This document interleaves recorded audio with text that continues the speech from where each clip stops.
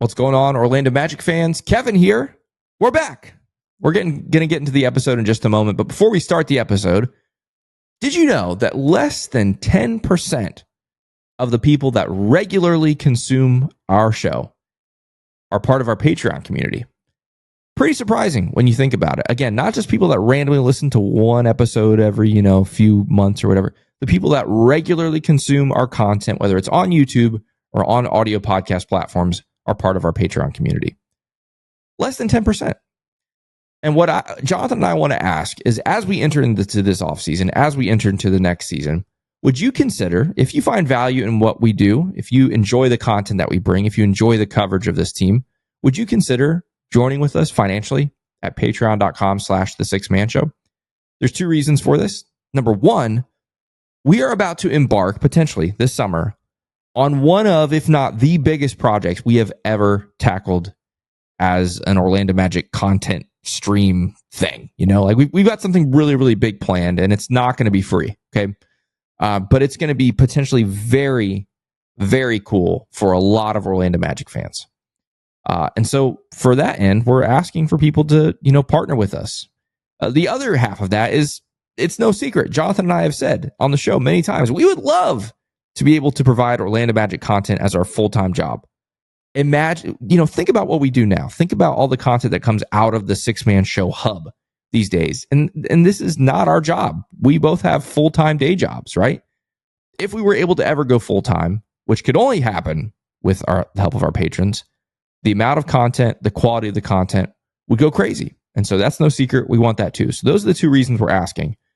And the other reason that, maybe you guys could consider joining our Patreon is it's full of some of the wildest and most amazing Orlando Magic fans out there. We have a bunch of Magic maniacs who love this team, love this fan base, and have an amazing community. And if you just want to join that, you want to be a part of some big-time Orlando Magic fans, you want to talk about Magic basketball 24/7 in our Discord or whatever it is, again, consider joining us. Patreon.com/the6manshow. Several different tiers available that you can choose based on whatever is right for your budget. Speaking of budget, the last thing I have to say is this. Money is hard these days, right? It's 2025. We all know that.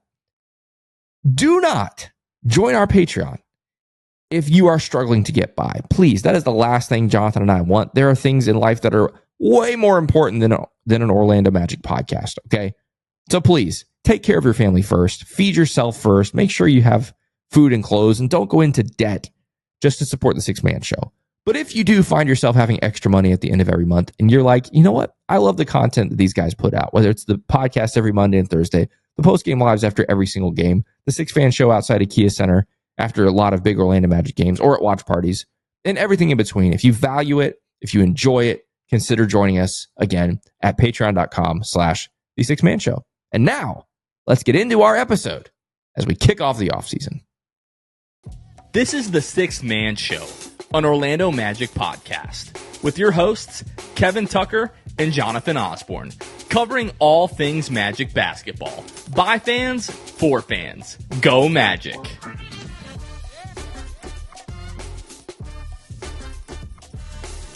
What's going on, Orlando Magic fans? You guys are back with the Six-Man Show. We're back with the Six-Man Show. Jonathan Osborne here, as always, joined by my co-host, Kevin Tucker. Kevin, we almost forgot how to do this, man. What's going on? Hello. Is this thing on? Are we still good? Yeah. What's up, man? It's good to be back. Yeah, it's been, we started this last season. At the end of the season, we take a week, and this season, because the season ended on a Tuesday, and then we didn't come back until Monday, then we took another week. So we've done like one episode in the last 12 days or something like that, which we have never done that ever. Like, that's the longest stretch with only one episode ever. So definitely weird, but it's nice to step away a little bit. But it's even nicer to be back to talk about Magic basketball and the offseason, all those kinds of things. How are you doing? I'm doing really well. It's good to be back. I'll say that if there was ever a season where you might have needed like a prolonged break from, this is the kind of season, unless something crazy happened where, you're up 3-0 in the finals and you lose the finals and whatever, like you're just completely and utterly heartbroken. Or if, your favorite team trades away the franchise player beloved. And then, hey, just, 3.5 months later, you end up winning the number one overall pick in the draft. Yeah. Wow. But do we want to start there? I know we're going to talk about some of the NBA stuff. Maybe we won't jump right into that. If this is your first offseason with us, the offseason gets a little bit weird because we have to we like doing episodes. We want to keep putting out content, but sometimes we're just going to need to fill some space and there's not basketball actively going on for the Magic. So sometimes we're going to go off on tangents. But before we get to the NBA, Kev, do we want to talk just a little bit about if this is your first offseason with the show, what that will look like? We already got the next, month and a half already kind of mapped out, which is exciting, and then it's also well, what are we going to do when all of that's done? Because that's when we kind of get to the dry part of the offseason. Yeah, that's part of also why we take this break after the end of the regular season. It isn't just to totally just abandon everything. We did take several hours the other night and kind of talk about the offseason and look ahead and those kinds of things. So like you said, we've got a lot of things planned, but in general terms, what we'll do for these next several episodes is review the season that was, talk about the highs and the lows. We're going to grade everybody. We always do that, whether it's players, coaches, front office, we grade them all. Sneak peek, assuming schedules stay the same, we have an amazing guest on Monday's show that you're not going to want to miss. That's going to be one of my favorite episodes ever. Again, assuming schedules stay lined up, things can change, but that's going to be great. But yeah, I'm really surprised that I was thinking hey, do we want to talk about this? We're still far enough out that things could change. That's why I'm not saying this is very un-Kevin like. Well, that's why I'm not saying who. It's a teaser, but we've had people on the schedule before and they've had schedules change, and so I'm not going to say who it is. But if it happens, I'm going to be really happy. So anyway, that'll be Monday's episode. But yeah, we'll do grades. We'll talk about players and front office and everything. The cool thing is we're not that far away from draft stuff. So after we do all the grade stuff, we'll have a week early in June with some other things. And then we'll roll right into pre-draft stuff. We have an amazing list of guests that we have every offseason to help us prepare for the draft, because I'm not a big college basketball guy. I'm not a big, European basketball guy. So I don't know a lot of the prospects that are coming in, and these guys always get us super prepared for the draft. Then we'll hit the draft, in about a little over a month. And after that, it's a whole different chapter of the offseason with free agency and trades and all those kinds of things. So that's the general idea of what an offseason looks like around here. But I will say this, every Monday and Thursday, we're going to be here, whether there's news or not, whether it's fun conversations. We also have all kinds of random different shows we do during the offseason, which is fun. But yeah, if you're new around here, first offseason, you can trust we'll be here every single Monday and Thursday. We already have it planned out, talking about kind of weird, fun episodes that we do. Last year we started doing the anything but Magic mailbag, where you can ask us whatever you want as long as it doesn't have to do with the Magic. We're already planning that is annually moving forward. That'll be our last episode of July. So you've got a month and a half, 2.5 months, 2 months, something like that. Yeah, 2.5 months to start planning those questions, to start working on those. If that episode's 2 hours long, I really don't care. It's just always so much fun to do that. Definitely one of my favorite things. But yeah, and then we'll try to have different guests throughout the off season, some familiar faces, maybe, some new faces, who knows? And then, there's rumors of things changing with the Magic to a certain extent. So if that does end up happening this off season, obviously we'll talk about that too. So really pumped for that. And yeah, I have one more thing to add. You mentioned guests, and we, like you said, we have a list of guys and gals that we have every offseason. Looking forward to that. If there is a guest that you have in mind, please let us know. Actually, let me preface it. We get some recommendations sometimes in the offseason, hey, you guys should have Dwight Howard on.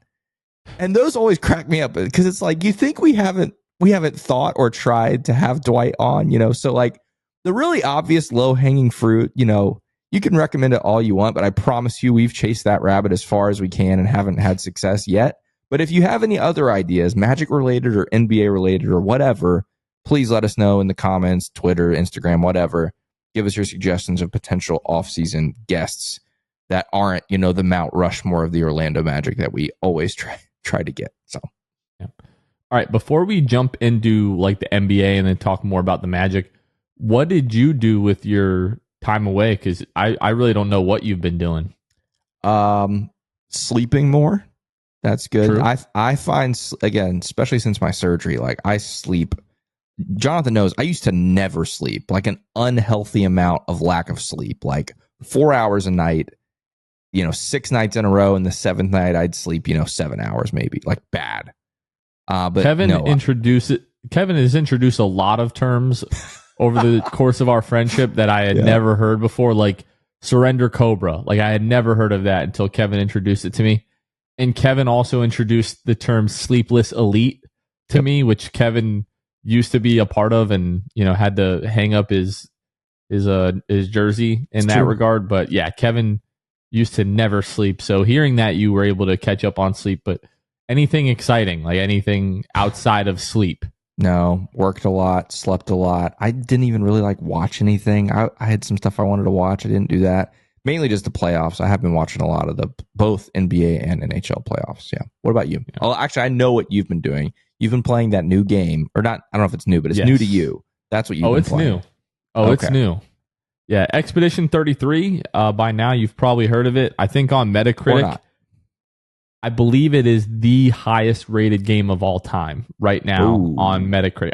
I've been watching YouTube videos, watching commentary stuff, and some videos of documenting the process of that studio creating the game. And that was one little tidbit that came out of it. I don't know how true that is. That's kind of lackadaisical internet research that I haven't done myself. But yeah, I'm a big turn-based RPG guy. Grew up on the Final Fantasy games. Kevin knows all this. But it's a perfect game, man. I beat it earlier today. I genuinely think it's the best game that I've ever played in my entire life, just from the writing and the story and the combat and the music and the visuals and just all of that. Even if you're not really a turn-based RPG guy, they have introduced enough active elements like dodging and parrying and things like that you can't just do your turn and then look away and then come back and do whatever you're doing like other turn-based games. You have to be locked in every second, and it's just so I think it's the best game that I've ever played. So I've been doing that and then sleeping, and then I posted a video to my personal Twitter account. I was going to try to be accountable going to the gym, and then Expedition 33 happened, and I have admittedly fallen off the bandwagon, but my goal is to be at the gym tomorrow at 7 a.m. and get right back into that now that I've beaten Expedition 33. You remember when you were a kid? For me, we would always go to Hollywood Video and rent games, and I would get a new game and I would play it over the weekend, and then I would be at school on Monday and Tuesday, and all I could think about while I was at school was getting home to play that game. Do you remember having this feeling as a kid? Sure, of course, yeah. I've had that feeling with 2 or 3 games in my adult life, and this has been one of them. Wow. So now that I've got that out of the way, still going to continue to play it and do all the end game stuff. But yeah, that's a goal of mine for this offseason, to get in shape, stay healthy into next basketball season, all that good stuff. I want to add one more thing, and then I promise we'll talk about Magic basketball. I mentioned my surgery, and since I had such an outrageous amount of support from the viewers and listeners of this show during that time, I just wanted to give an update that actually happened, and I haven't really told you this, Jonathan, kind of, since the season ended. So I guess it's been 2 Thursdays ago now, I went to Atlanta, which is where I had my surgery, to get my 6-month follow-up appointment with the surgeon. So basically there's 2 parts of heart surgery recovery. One is the actual surgical procedure, how is everything healing? How are my new valves?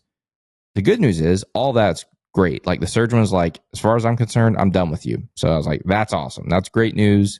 We did all the imaging and everything, which means what made me think of it is when you talk about the gym, I've been in the gym 3 out of the last 5 days, which is, I know, which is a big deal for me because I got cleared by my surgeon to start like going to work, so that's amazing. I have never heard you step in a gym since I have known you. I know because That's it's been amazing. so hard. It's been so hard for me physically to do those things. But yeah, I'm like running on a treadmill, which is huge. I know I've never seen you run. I know it's been so hard for me, for my heart and my lungs to keep up with my body for most of my life. And so, but now that I've gotten the green light, Forrest Gump with the braces falling off. Now that's a little far. That's a little far. But yeah, so I wanted to give that update. There's the other half of heart surgery recovery is rhythm, and I still have some rhythm issues. Like sometimes I have palpitations and all that kind of stuff. They're not super concerned. They do think it'll get better on its own. But from the surgical side, I'm good. I got cleared. I'm in the gym. I'm getting my heart and my lungs back up, actually past where they ever have been, hopefully. So anyway, again, big shout out to everyone who showed love and support during that. And yeah, hopefully that chapter is nearing an official end, maybe with the surgery stuff. I'm a little bit disappointed because I put in the group chat that we're still in with you, myself, and Luke a few weeks ago, or a week or so ago. And I said, hey, let's get really good at golf and get jacked this summer. I understand maybe not wanting to get, into the golf stuff, but like you're working on getting jacked here. Not jacked. Well, that's the thing. I can't get jacked. Like I still can't do heavy, like I will never be able to do heavy, like full on lifting, like things where you have to, that kind of thing. When I say get in the gym, like I'm mainly cardiac right now. Like I'm getting on the treadmill, doing the bike, like all that kind of stuff. I am doing some weights. My biggest thing right now, I have to fix my chest and my core because it got all jacked up. It got sawed in half and all that kind of stuff. So, no big deal. So I gotta get that back to being tight and all that kind of stuff. So I'm working on that. But I'll never be swole. I'll never be jacked. Unfortunately, well, that's okay. 30 plus years old, none of us should be lifting heavy, right? Like I lift just enough so like it feels a little bit heavy. I'm not straining or anything crazy. You just don't want to hurt yourself. We interrupt this episode to bring you a word from our friends over at Jam Hot Chicken. Proudly serving the city beautiful, Jam Hot Chicken is bringing jams, culture, and hot chicken to the heart of Winter Park. Jam Hot Chicken is a Nashville and LA inspired hot chicken shack locally owned and operated in Winter Park, Florida, located at 400 West New England Avenue, Suite 13 in Hannibal Square. Be sure to follow Jam Hot Chicken at Jam Hot Chicken on all social media. Go over to jamhotchickenfl.com to access their menu, online ordering, and all things Jam Hot. Now, also available on Uber Eats. So if you're at home, don't want to leave, and you want the hot, delicious goodness of Jam Hot Chicken delivered to your door, download the Uber Eats app, and as long as you're local, get that delivered again right to your door.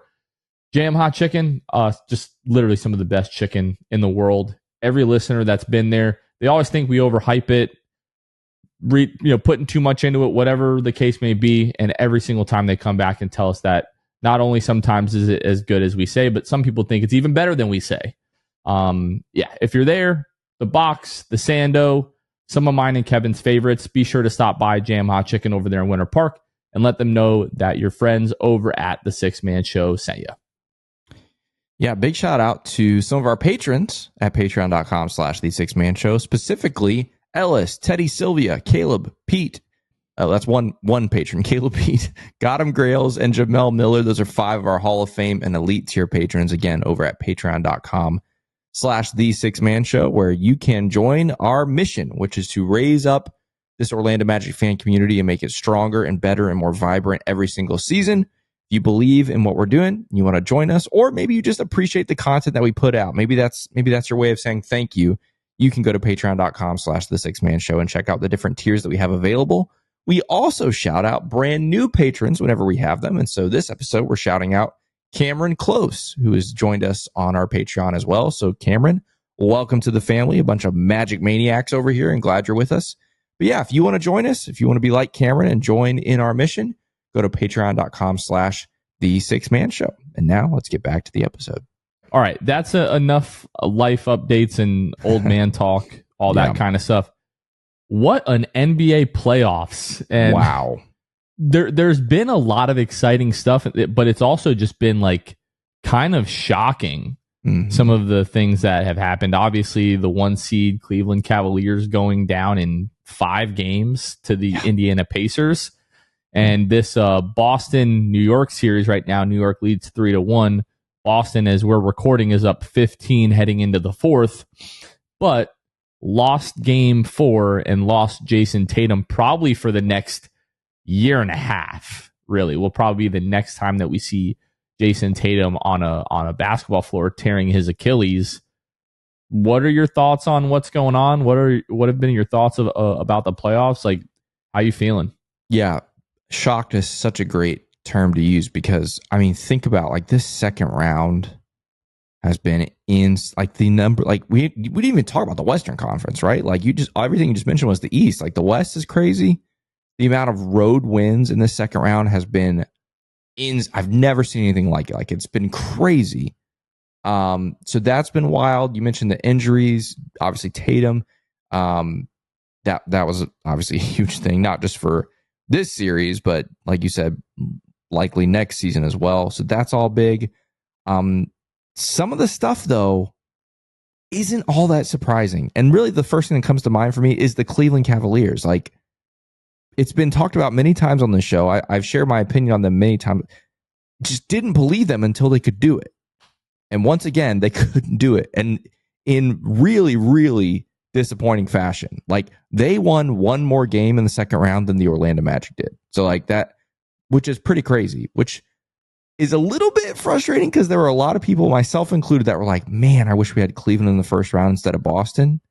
But obviously you didn't want to take the risk of like, the one and done play-in game, that 8 seed game. But the other thing that I texted this to you, like maybe game 1 or game 2 of these second round games, I want to taste the second round so badly. It is a totally different experience than the first round in the NBA playoffs. And this year has like confirmed that for me because the first round of the NBA playoffs, which we've experienced the last 2 seasons, is it's intense. It's a different level of intensity than the regular season, obviously, but it's not the same. Like, I don't know what it is. I don't know how to describe it. Maybe it's just a different level of desperation in the second round when you can like taste the conference finals when they're that close. Or maybe it's just the level of competition is better because, you're whittling down to the 4 best teams from each conference. I don't know what it is, but there's something in the air in the second round in both conferences, especially this season, that I'm like an addict, man. I'm like, oh man, I need my Orlando Magic to taste that. I think it'll be so much fun. Insanely stressful, but so much fun. And that's kind of some of the things I've been feeling through this second round. Yeah, the Cleveland thing doesn't surprise me a ton. Like we talked about it last year. Like it just didn't feel like this is really just a non-basketball kind of, trendy thing to say, but they don't have like dogs on that team. Like I look at Donovan Mitchell, I look at Darius Garland, and while those guys are capable of having good games and having like big explosive offensive performances, like when their back is up against the wall, they just don't really seem to always rise to the occasion. Like Donovan Mitchell last year, was it game 6, like almost had 50 or had 50 in that game 6. And but like you're seeing other games throughout these playoffs where he's like, 3 of 11 from the floor and, finishing with 11 or 12 points. Like that's not what you want out of your like star player, especially that might happen like in a game in a series, but especially, when you're down, 2-1 or 3-1 in a series, like that kind of stuff can't happen. And winning 64 games this season for the Cavs, like they can win like 75 games next year in the regular season. And it doesn't matter until they prove that, they can win a second round series. So that's been crazy. The Celtics now up 20, or at that, as I said that, the lead just got cut to 19, 10 minutes, 44 seconds left in the fourth. So probably expecting the Celtics to win that game unless something crazy happens. Derek White's been going insane. That series probably still going to go the Knicks' way. Would be very crazy, and that would be legitimately shocking for the Celtics to come back and win that series. But you can't really talk about this series without talking about Jason Tatum, and then you can't talk about Jason Tatum without acknowledging the fact that there were already reports that this Boston team who's going through an ownership change, they're going to be going on like a financial crunch this year. They're a second apron team. They've got all these guys making a ton of money. And are they going to be able to keep this team together in a year that is really going to have a ceiling? Is that a first round or a second round exit, as talented as that team is, without Jason Tatum? And then when you look at what's happened in these Eastern Conference playoffs, Cavs going down in 5, Pacers team who for the second straight year have had a lot of injury luck, like in their favor. Talk about Dame in the first round. I know there was some Garland and Evan Mobley stuff, in the second round last year, whether it was the 76ers or the Bucks in the first round without Giannis last year. Like, they've had a lot of injury luck, but they're playing really well, look like a good team. And then you've still got the Knicks, you've got the Pistons, like all teams that I think right now we would really like our chances again, like going up against, even if we're not whole. No Jalen, no Mo. If you're telling us we have the Knicks or the Pistons or the Pacers in that first round instead of a healthy Celtics team, I think we all would have liked our chances in that series, perhaps getting to the second round. And now an offseason where this front office has a lot of pressure, I think this adds pressure to that, because you look at the Eastern Conference next year and it feels as wide open as ever. So maybe they were, do we absolutely have to make a move going into this offseason? To me, if we were at 100% yes, we're at 150% yes now that moves need to be made. Obviously, that's not where you like your brain to go as soon as a guy is hurt. You feel bad for him. And honestly, I even feel bad for Celtics fans, even after all the things that we just went through with them, 3-4 weeks ago, whatever now. But after you get over that, it's like, well, wait a minute now. Like, we're probably not seeing Jason Tatum until opening night in 2026. Thoughts, Kev? Well, I think it's interesting because obviously the Celtics are one thing. The Bucks are another thing that's interesting. The whole Giannis thing, like what's going to happen there? That's a huge talking point. Cleveland, like, yeah, they won 64 games, but they fell apart in the playoffs. Are they going to reevaluate their team and look to make moves? And if so, do those moves work, or does that put them, falling backwards a little bit? Obviously, you mentioned the Pacers. You mentioned injury luck for the Pacers. That has gone both ways for them 2 seasons in a row. Not only have they been playing opponents with injuries, they have had stellar injury luck on their own roster. They have been very healthy for large stretches of the regular season these 2 years and the postseason, right? But Indiana looks like they'll still be a threat next season.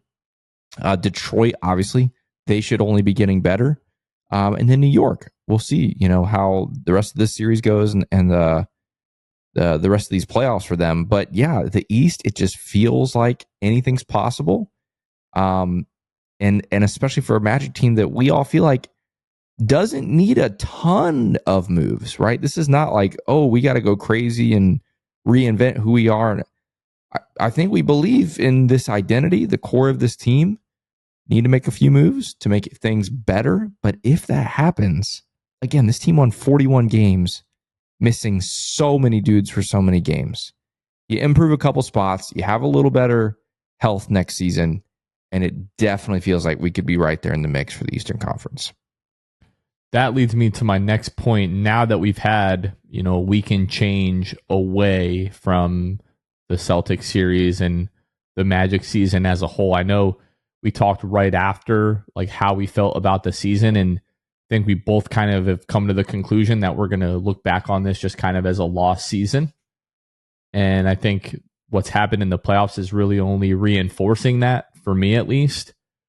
But any new thoughts, feelings, opinions when you're looking back on this season? I feel like we've been having the same conversation since December, since January, of we could just get healthy, if we could just get healthy, if we could just get healthy. I think I'm still kind of there. It happened 5 games into the season and it continued. That was the common thread from the second week of the season all the way until, you lose in 5 to Boston. I think that series did show us that there are certain guys that probably are not going to be here long term, or maybe shouldn't be here long term, or are the more obvious upgrades on this roster. But we're still coming away from, we know Paolo and Franz, like 1A, 1B, however, you want to talk about that. That's your prerogative. But just injuries never gave this team a chance this season. Yeah, yes. Obviously, I think that is the most overarching theme of the season for sure. And it should be. But I think as I sit here, I still think of the many, many, many, many, many, many opportunities that other guys had to step up in some of those absences. And a lot of times it just didn't work out. We had a great stretch there in December, obviously. Probably most people's favorite stretch of the season. Maybe, I'm not sure. But the stretch in December where you're having miraculous wins over Miami and Brooklyn and Boston, and those were great. And those were moments where guys stepped up with major absences on the team. The problem is that was a span of 10 days, over the course of an entire season. That's just not going to cut it. We had lots of opportunities for guys to step up, and they just didn't. And so I think that points again to some of the weaknesses in this roster, some that we probably knew going into this season, but there were a lot of things that I think we learned about this team and about the personnel of this team this season. I had much higher expectations for a lot of the guys. Injuries aside, if you told me preseason, some of these guys are going to go down with injuries, I would have felt okay. I would have been like, that's fine. We've got player X. They're going to step up and fill the void, and it's not going to be great, but we'll be fine. And now looking back from the experience of this season, that just didn't happen. It didn't happen often enough. And unfortunately, that's kind of what led us to, with the injuries being the main reason. But beyond that, we just didn't have the personnel to step in and fill some of those voids. My favorite stretch of the season was from November 6th to the December 6th. You had 3 losses in that span. That third loss was Franz's last game, where Franz is injured at Philadelphia, and then he's out for the next 2+ months. But when Franz was just lighting the world ablaze and the Magic were winning more often than not, the Magic were 16-8 going into that Philadelphia game. And I can't help but think, even if, Paolo still is hurt and, he comes back and struggles for the first month or so like he did, if Franz was able to stay healthy, just how different this season could have been for the Magic. When you go ahead and you take a look at the standings, and I'll just say while you're pulling that up, All-Star Franz, by the way, that's a guarantee. 100%. Guarantee if he's healthy. Yeah, NBA.com, for whatever reason, not loading the standings. So we're going to go over to ESPN.com. You finished 3 games back of Detroit, 7 games back of Milwaukee. Maybe you don't finish 5, but you at least finish 6 in the Eastern Conference with the way that everything broke down. Now, if we're adding, if Jalen was healthy, if Mo was healthy, this team is finishing as a top 4, top 3 seed in the Eastern Conference, but it just wasn't really our year. And if nothing else, when I'm in my rocking chair telling my grandkids about Paolo and Franz, and maybe I don't even have to tell them, because maybe they, their early Magic days. No, my kids are still too young for that. Maybe my kids will tell my kids, about Paolo and Franz and all that kind of stuff. But if we can look back at this time and say that that season had to happen because it's what accelerated the team and kind of push everything forward.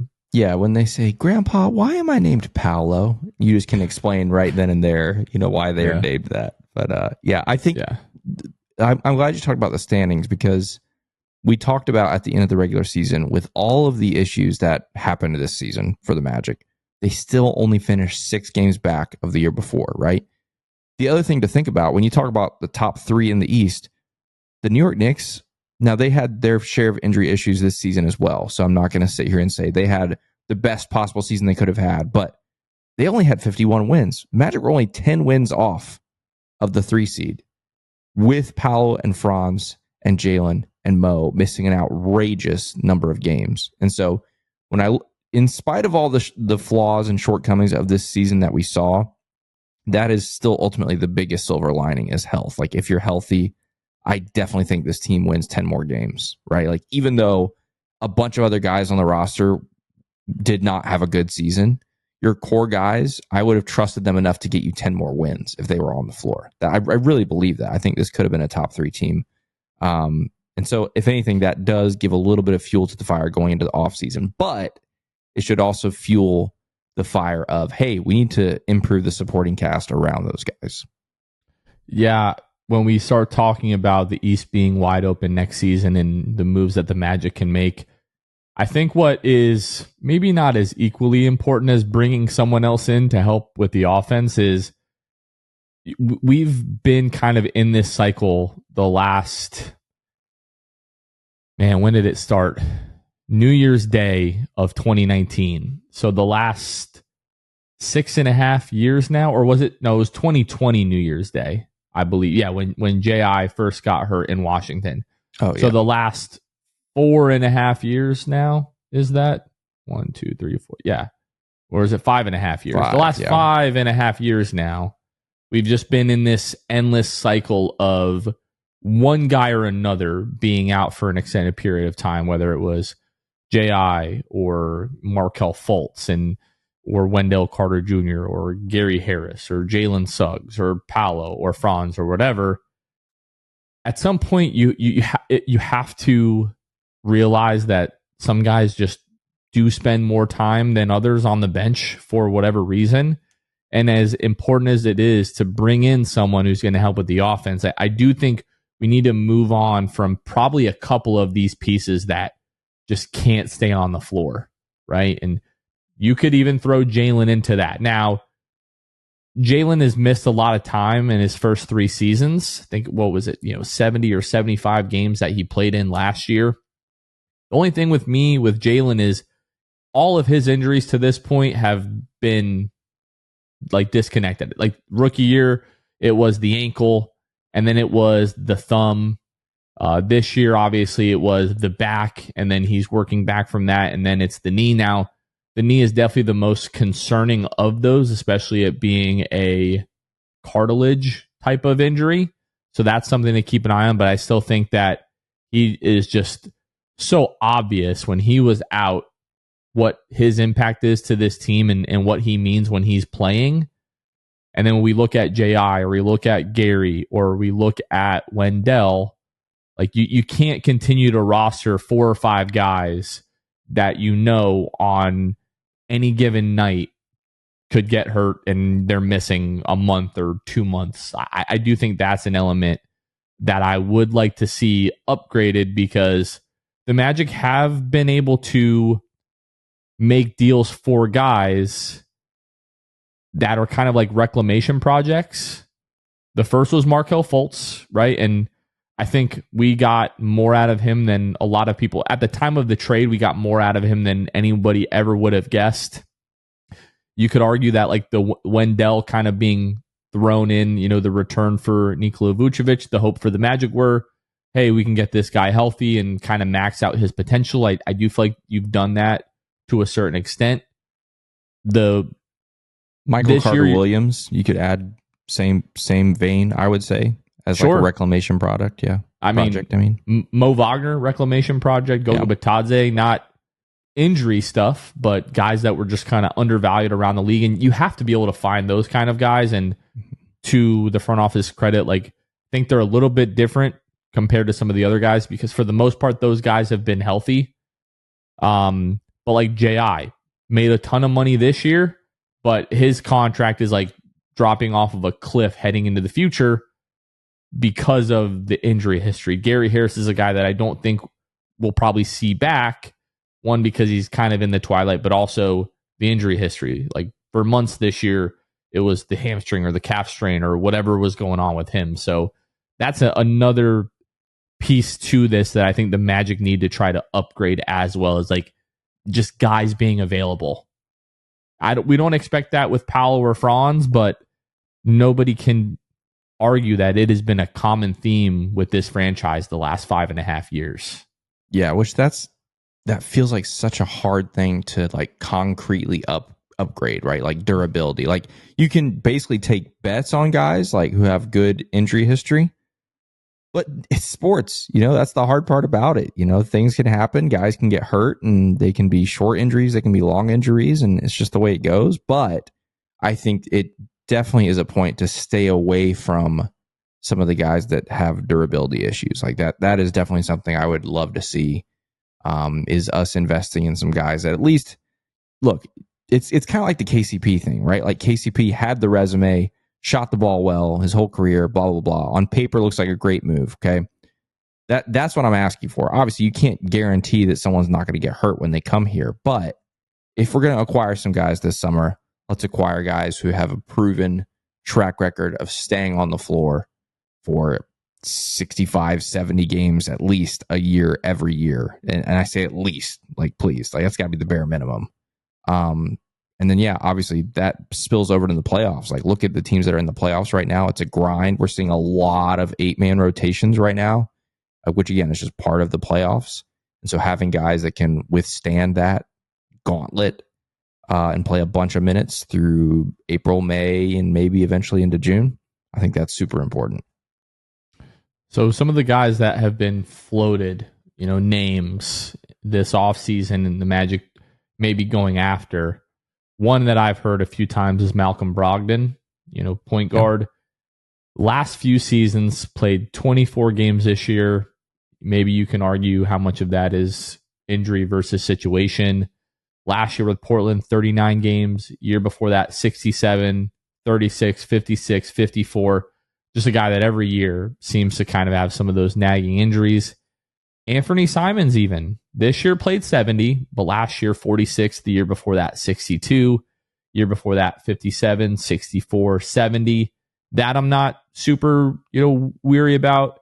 A lot of guys, miss 15 to 20 games-ish a year, which is really what we're trying to get away from. So maybe that's a little bit of a red flag. And then the other, Kobe White, 74, 79, 74, 61, 69, 65.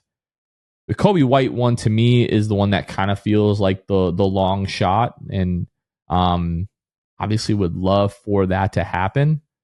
But he is expiring at the end of next season, and you're going to have to, I think right now, just like if we're comparing apples to apples, like Kobe White is going to demand more on the open market than a guy like Anthony Simons at this point. So those are all things that you have to weigh when you're trying to make moves this offseason. Yes, we need to add offense, but we just, it to your point, like it's one of those things to like concretely say like, oh, we got better at this. But if we don't figure out a way, whether it's luck or otherwise, for that to happen, this team is going to go nowhere. Like if you have the same amount of injuries that you did this year, you just don't have a chance in competing. Right. The good news is when you talk about our core guys, they don't have a history of this. Well, at the top, at least. Paolo does not have a history of this. Franz has had a couple of small injuries in his Magic career, but has not had anything, of any kind of length, Mo in his time in Orlando, a couple things here and there, but nothing. Jalen, on the other hand, obviously there have been injury issues that we've seen from him.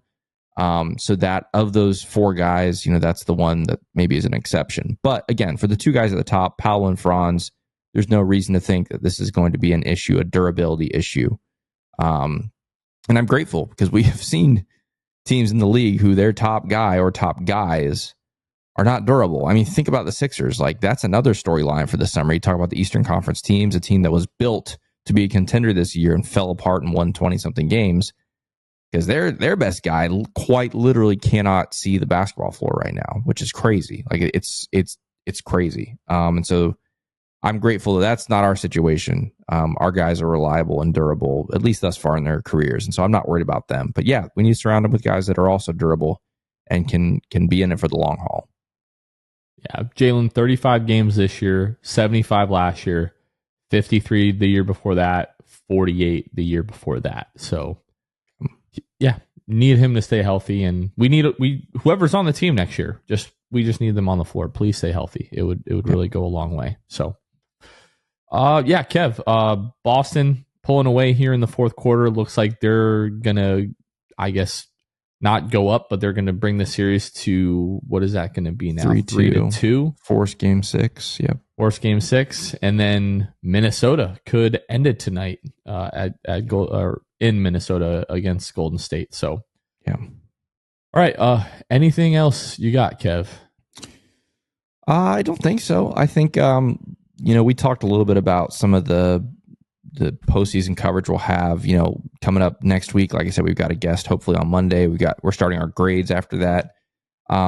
We will have a lot of time to talk about non-draft offseason potential moves, right? We dabbled in it a little bit tonight, talking about some guys that the Magic could acquire. But yeah, I mean, once we get to especially draft night and beyond, our attention is going to go that way. Like I think, we haven't even talked about this, Jonathan, on the show. The fact that the Magic have 2 first-round picks going into the draft on June 25th, I want to say off the top of my head.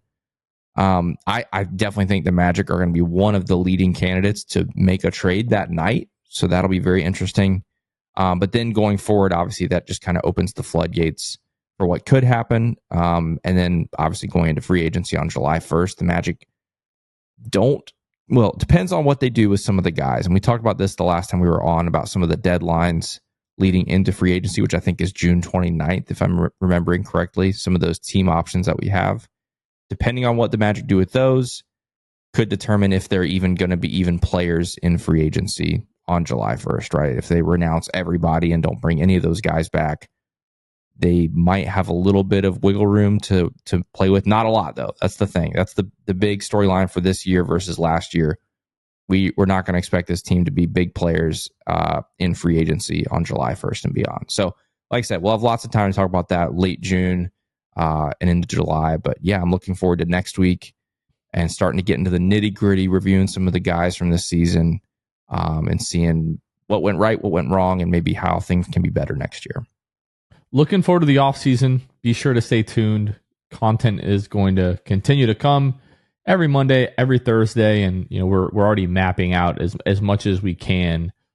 Basically everything through the draft right now. Like we pretty much know what we're doing each episode here. So stay tuned. Let us know if there's anything reasonable, obviously, that you'd like us to do or you'd like to hear about. All suggestions very, very much welcome at this point. But that is going to do it for this one. For Kevin Tucker, this has been Jonathan Osborne. You all have been listening to The Sixth Man Show, and we will catch you guys next time. See ya. Thanks for listening to The Sixth Man Show. Be sure to subscribe on iTunes and Spotify to get new episodes downloaded directly to your phone. If you enjoyed the show, please take a minute to give us a 5-star rating and a review. It helps out the show a lot. Follow us on Twitter, Instagram, and Facebook at Sixth Man Show. We'll catch you guys next time. Go Magic!